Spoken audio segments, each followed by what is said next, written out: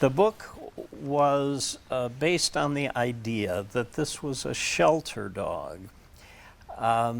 We had rescued the dog, but the dog then ended up rescuing me. Author Gary Brown and his late wife Martha rescued their dog Maggie a few years ago from a local shelter.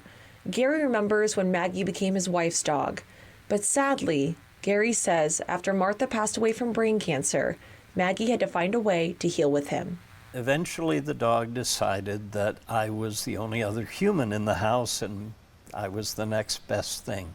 So she began to follow me around and so forth, and we are very tight now. Maggie of the Crooked Lake is a story for people who are dealing with the passing of a loved one.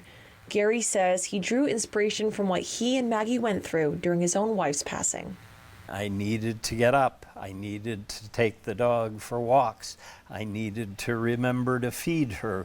And so she made me do these things, and that kind of helped me with my grief. The book was published last year. Gary says hundreds and hundreds of copies have been sold for people who don't want to walk through their grief alone.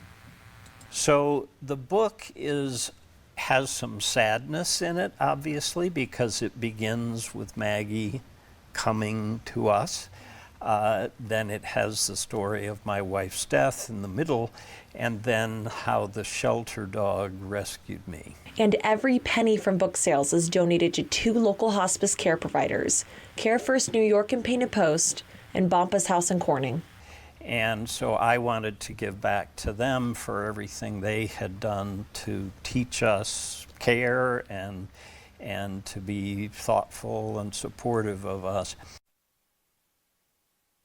Again, Gary donates all of these proceeds from his book sales to hospice care, and he told me he has already raised $10,000 over the past year. And I have a link on how you can get your own copy attached to the story on our website at WENY.com. Renata.